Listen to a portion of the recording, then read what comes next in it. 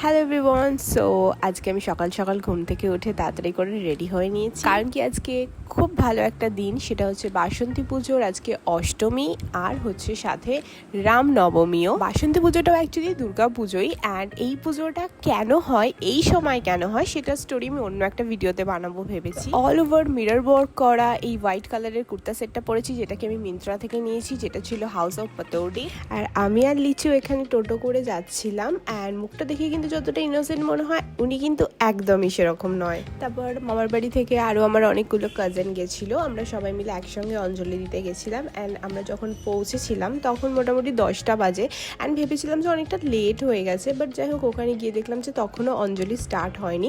And এখানে না অন্নপূর্ণা পুজো হয়ে থাকে, তো সেখানে সেই জন্য একটা ছোট শিব ঠাকুরের ছোট খুব কিউট একটা অন্নপূর্ণার মূর্তিও ছিল, যেটা দেখতে তো ভীষণ কিউট লাগছিল।